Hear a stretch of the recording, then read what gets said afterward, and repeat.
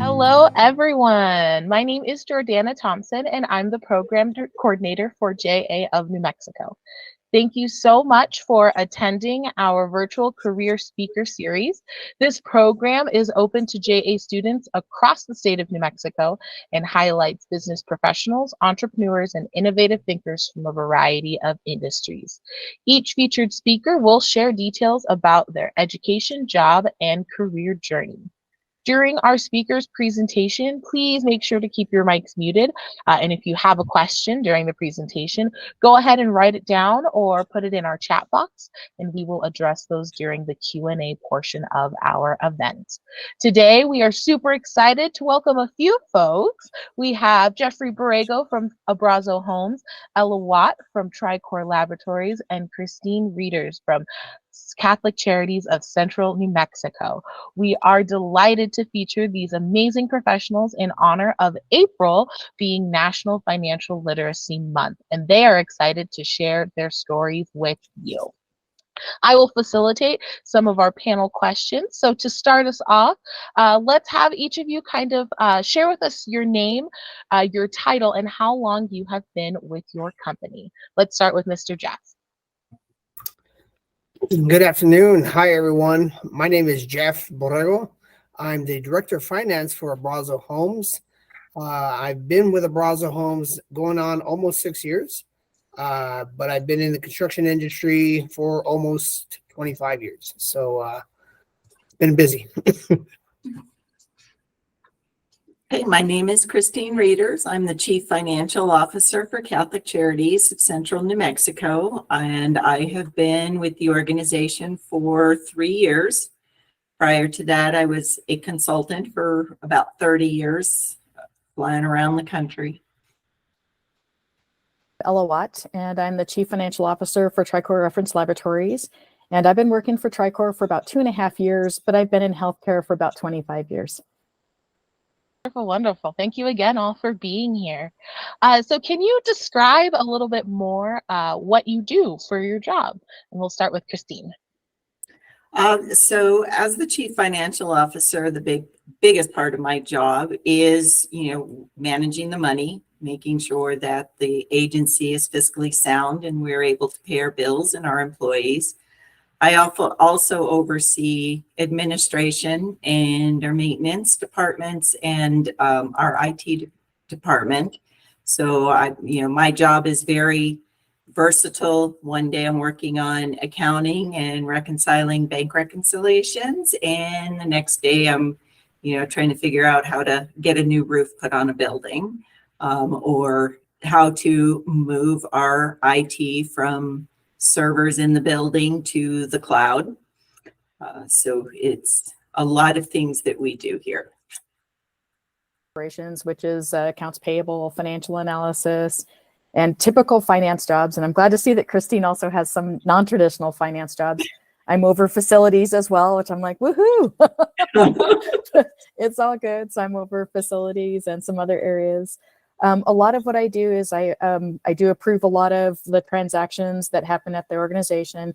And I will say recently I've worked on a lot of, I want to call them return on investments. And so TriCore's in the last year or so, we've tried to diversify a little bit, and we created a new wholly owned subsidiary. And so I helped get that company stood up. And then what I'm making sure is that we're on target with where we'd expected to be on all of our investments. And so that's something that we do look at and watch and make sure that everything is good. And also put the roof on the building. We're trying to change out those HVAC units. So yeah. Christine and Ella, I run the day-to-day operations of the financial and accounting department, overseeing virtually everything as well too. I think today's CFO and directors of finance and controllers are taking on more duties and involving IT and administration and even HR and payroll, and all that stuff rolls under me. I do have direct reports that I manage as well too. But financial reporting, the day-to-day, making sure construction vendors are being paid, payroll's getting out, money's coming in, closings are being booked. Got a number of closings we got to work and take care of and monitor, and on the annual stuff, it's annual audits and tax returns and stuff that I have to help facilitate with the third-party auditors and CPA tax professionals. Awesome. That's exciting. I love that you all three kind of do similar things. I'd love to kind of go back now and hear about how you all got started. Let's talk a little bit about your educational journey. What did high school and kind of college look like for you in terms of how you ended up with your career today? We'll start with you now, Miss Ella. Okay, so we grew up and we didn't have a lot of money, and so kind of all throughout my middle school and my high school, my older sister, she's about 9 years older than me, she kept saying, "You've got to go to college. You've got to go to college. You will sign up for the following classes: lots of science, lots of math, all kinds of classes." And I could never take any fun classes, but I did take a typing class, and I will say I'm so glad I opted for that typing class because I didn't have enough money to go to college. I didn't know it at the time, but I was working on it. And I tried hard to get a scholarship, but in the typing class, she had us write a paper. And I'm pretty sure she submitted those papers to colleges for us. And I ended up getting a scholarship. So I was so excited about that. And that's how I ended up getting to the University of New Mexico. So I'm very excited about that. And I didn't start originally in accounting, but I made my way there. Eventually, I started out in engineering first and then didn't like physics. And then I made my way over to the Anderson School of Management at UNM and became an accountant. Very cool. From physics to finance. I like it. Mr. Jeff, what about you? Tell us a little bit about your educational journey. I went up to school, high school up in northern New Mexico. I grew up in Espanola, but I went to Pojoaque. And in my high school year is really when I was introduced to accounting and finance and such. We had a dedicated teacher, an accounting teacher who taught accounting, and she was a CPA and she taught everybody. And I took 2 courses of that during my high school tour, and I wanted that one, and I was always good with numbers. I always liked numbers, but I also liked history. So I was leaning back and forth between a history teacher and a accounting major. I chose accounting probably just before the numbers and stuff like that. So it was challenging. Ended up working my way and getting into college at New Mexico State University. So yes, I'm an Aggie, not a Lobo, sorry. But I'm a Lobo fan too, so it's all good. And that's where I began my educational career, getting my bachelor's with a 4-year degree at State. Moved to Colorado in 2000 and obtained my master's up there in accountancy and later on earned my CPA license. So. Very cool. Thank you for sharing. And Miss Christine, what about you? Tell us a little bit about your educational journey. So mine, I did not go to high school. So I ended up getting my GED when I turned 19. When I was 25 and a mother and decided I wanted to go to college. And so not being able to do a traditional school because I had to work full time and raise 2 little boys. So I decided to go to College of Santa Fe because it was a non-traditional curriculum at that time. They had the evening classes accelerated. So you went for, 1 class for 4 hours for 9 weeks instead of your normal thing. And I started out with signing up for an associate's degree in business. And then I went home and looked at my agenda, and it said that I had to take speech and salesmanship. So the next day I went back to school and changed to an accounting program. So I took accounting and computer informations. And then when we graduated with my associates, I decided that I was already here, had my schedule. Student loans aren't in repayment yet, so might as well continue on. So I went for my bachelor's, and this time I did it in accounting and human resource management.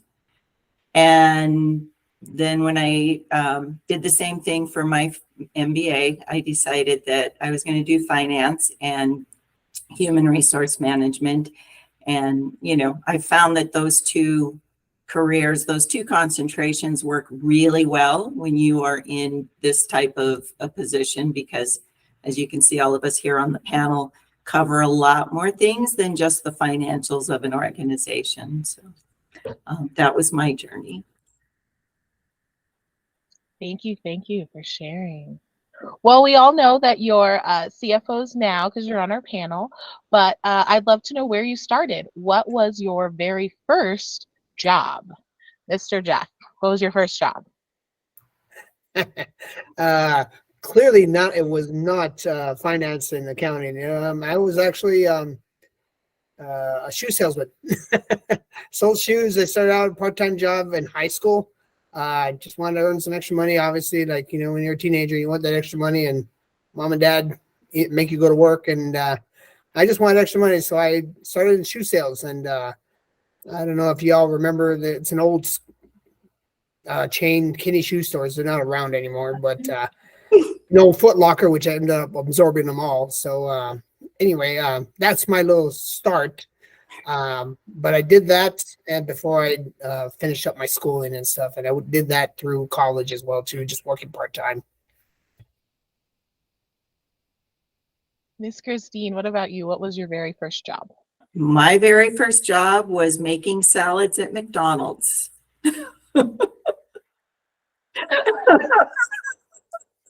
For $3.35 an hour. Yeah, and was so excited when I got promoted to cash register.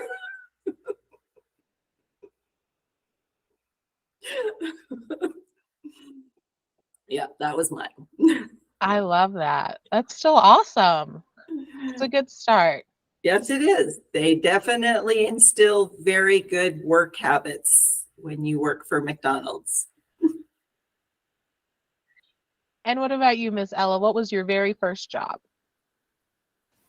Well, I was a nanny, which I lucked out, I guess, at the time when I graduated from high school. A friend of my sister needed someone to watch the kids for her when she was gone for the summertime. So I thought, wow, this has got to be easy. This will be so much fun. It was very difficult. But I will say I learned so much being a nanny. It was 3 children that I was responsible for. Talk about responsibility immediately hitting you, and then trying to figure out how to coordinate getting all the kids to their things on time. And then those temper tantrums. I wasn't used to that. But I got to tell you, I think a lot of what I learned by being a nanny helped me to become a supervisor later on in my life. Mm-hmm. I love that. Thank you so much. Alrighty, we'll ask one more question to all of our panelists, and then we'll head into our Q&A portion. But can you describe some job or life lessons you've learned throughout your life? I know we've touched on those here and there, but I'd love to hear maybe one life lesson that's really stuck with you through your career journey. We'll start with Miss Christine. I think one of the biggest life lessons I've learned is, life is too long to have it filled with people who do not enhance your life or who cannot be supportive of your goals and dreams. That it is okay to disengage from some people who are not making your life better. Sometimes we feel like, especially with friends or family members, that we need to have them, keep those relationships. But if they are not good for you, they're not making your life better, or those people can't be supportive of you, that it is okay to disengage. And, and fill it with good mentors and advocates, because it's those mentors and those advocates that really help you get to where you want to go in life. Awesome lesson. Thank you. Miss Ella, what's a lesson that you've learned on your journey?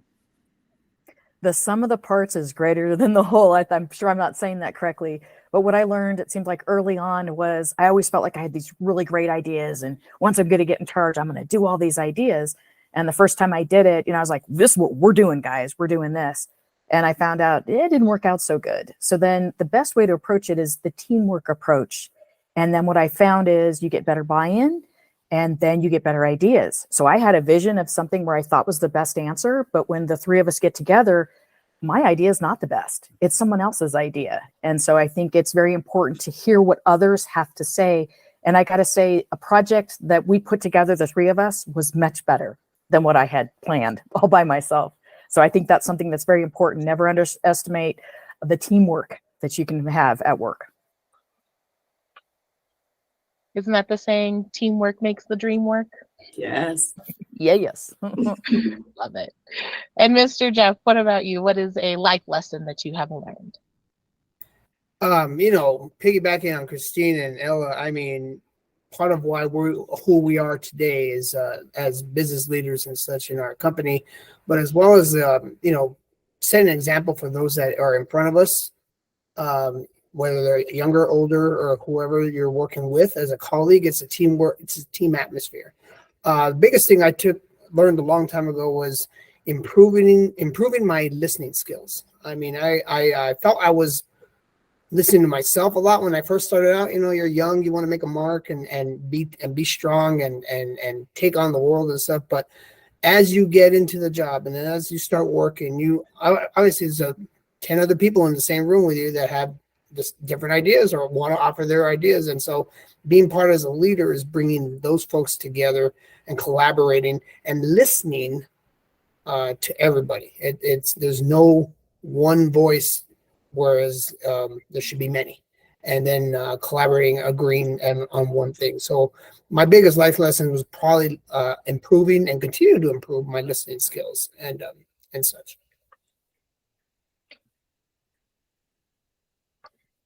Thank you so much. All right. Thank you. Thank you all to all of our panelists for sharing your stories. We will now go ahead and move into our Q&A portion of our event. So students, if you would like to unmute and ask a question, or if you would like to just write it down and throw it in the chat box, I will ask our panelists. But I will kick us off with a question that was asked in our registration prior to the event. But question asked is, why is your job important to you? We'll go ahead and start with Miss Ella, if you could kick us off. Why is your job important to you? My job is important to me because I feel like I am responsible for, I think Christine said it earlier, making sure we have money. So, and I think Jeff said too, making sure we've got cash inflows and outflows. Everyone is happy working. It's a productive environment, but that I'm in a support position. I don't process the labs, but if I make sure that employees are paid timely and their expense reimbursements are also paid timely, they're happy and they're working. And it's just a much better environment for everyone. So I think it's important that I consider that element for, put myself in other people's shoes, make sure I take good care of my coworkers, and they'll take good care of the organization. Thank you. Miss Christine, why is your job important to you? I had never worked in the not-for-profit industry before I came to Catholic Charities, and since I've been here in the 3 years, seeing the services, the varied services that we provide to the community, we have adult education, we help rehouse homeless people, we build affordable apartments for people to live in, we help with refugees and childcare. We have childcare here, and being in my position, making sure that we're doing the following our grants to get the money to continue to help those people in our community, being able to make sure that all of our employees get their paychecks every other Friday, so that they're able to stay in their homes and feed their families. And, for me, it is just so rewarding to be able to see that I am a part. I may not put a homeless family into an apartment, but through my actions, I make sure that we are able to do that. And that's just what makes it important to me. Beautiful, Miss Christine. Thank you. Mm-hmm. And Mr. Jeff, what about you? Why is your work important to you? Well, my work is important to me, just the same as Christine and Ella. We provide a supportive role. I mean, we're part of many departments that are in Abrazo Homes, from the sales department to the purchasing department to the construction folks, warranty. The accounting and finance is just another cog in the machine. I like to think that I'm very important in the fact that making sure our vendors get paid on time so they continue to build our houses. And while I'm not out there building the houses with any nails, and you don't want me building any houses, thank you.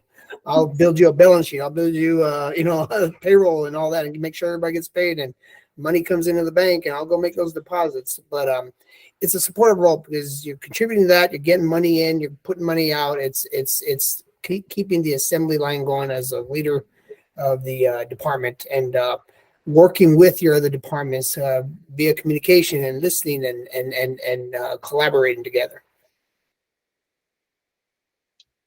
I love that. Thank you so much. Thank you everyone for sharing. Are there any students that would like to ask any of our panelists a question? Here we go. This one's for Christine. Yes. I was wondering how you got the idea for your job in the first place. As I said, I spent almost 30 years doing consulting. And so what I would fly around the country and help different companies set up their accounting systems. And I decided that I wanted to stop doing that and just work for one company and kind of slow things down. And I was called into Catholic Charities when they lost their CFO to help, get the books caught up and cleaned up and get the financial statements to the board of directors. And I really like the environment here. So I had already been thinking about making a career change and just doing some straight accounting work. And the people here were great. The environment, I loved what they did, the principles that they stood for. Our logo is, our motto is honoring human dignity. And so when they had the opening, I decided that this is where I wanted to be. And it's been a great, well, I didn't slow things down. It has been very, very rewarding. So that's how I made my change. This one is for Jeff. When was a time where you had the most struggle in your business when you couldn't make enough? Yeah, well, I think I've been around long enough in this industry anyway, to experience the ups and downs and stuff. And there were times, where, cash was short, or we had to, unfortunately, let people go and make those tough decisions. And I think early on in my career, I would say late 2000s, we had the housing market crash, if you will, where a lot of companies went out of business and banks were losing customers and such. And how you persevere from that is just, you keep doing your job, and don't worry about stuff you don't control. And you try to make the best of it and continue to do your job. You don't stop doing your job until somebody tells you to stop doing your job. But but it's important to keep that perspective, because you still have a job to do. There may be some trying times. You may have to start thinking of creative ways to maneuver and bring in cash, or to reduce overhead or to reduce debt. In our jobs, it's all about cost, quality of cost control, and making sure money management is sustainable.